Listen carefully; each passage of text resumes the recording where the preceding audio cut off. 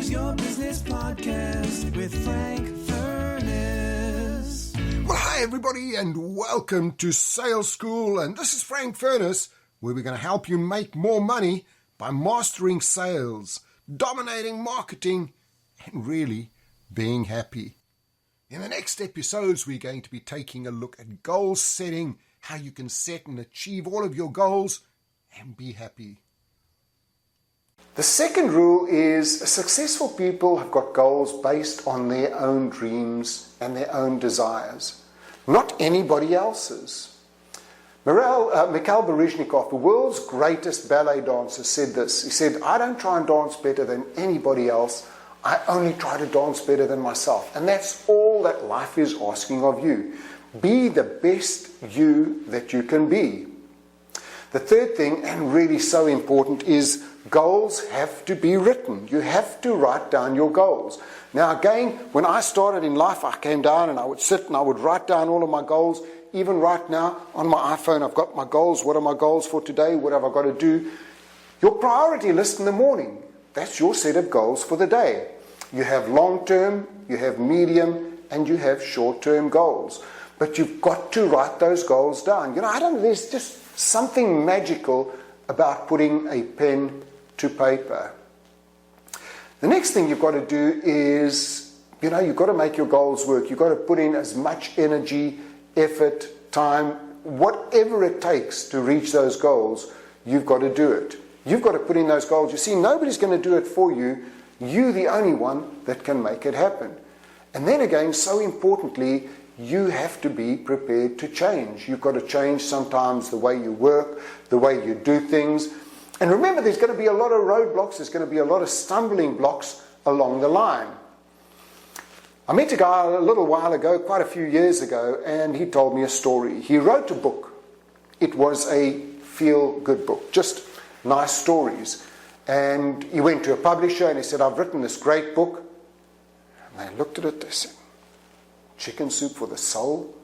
What kind of title is that? Who's going to read a book about feel-good stories? Get out of here." 32 times he was rejected. Now, I don't know about you, that's pretty much a lot of rejection. He then went bankrupt, lost everything. Another 80 times he went to publishers where he was rejected. The 81st publisher said, "Okay, we'll take you on board." Sold over 60 million copies. Chicken Soup for the Soul. His name is Mark Victor Hansen. Imagine if he'd given up at number 78 or 79. When you think about it, I live in London, and a certain lady over there went to the biggest publisher, Random House, in London and said, "I've written this book about wizards and goblins." And who's going to read books about wizards and goblins? Get out of here. Harry Potter books. I think somebody's crying some big, big tears over there. Almost the most successful author England has ever had. I love these success stories as well. Another lady wrote a little book called 50 Shades of Grey. And I don't know if you know about this, but she's making about $1 million a month. And I love reading all of the reports. I was recently in Australia and I read a newspaper and somebody was saying, a journalist, "It's the worst written book I've ever read." Well, I tell you what, you're pretty jealous. I don't care how badly it's written. You're making $1 million a month. Now, the interesting thing about that, there's actually a trilogy. There's 3 stories to that. And that was written more than 10 years ago. She wrote that book. She believed in it. She actually went around selling it herself because no publisher 10 years ago was prepared to publish that book. She started publishing it. She started selling it. 10 years later, its time came around, and now it is a bestseller to be made into a movie soon. So you know what? If you've got goals, don't let anybody dash those goals. If you've got big dreams, dream big. Go in and make it happen. You can achieve whatever you want to. It doesn't matter where you come from. It's where you want to go and how much effort you're going to put in to get there.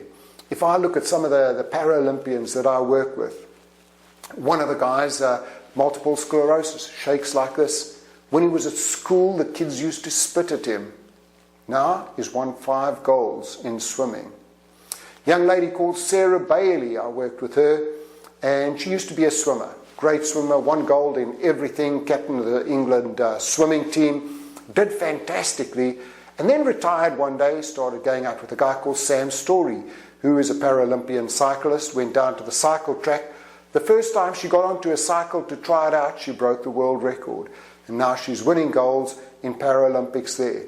And I asked her, I said to her, what is it like to win a gold medal at the Paralympics?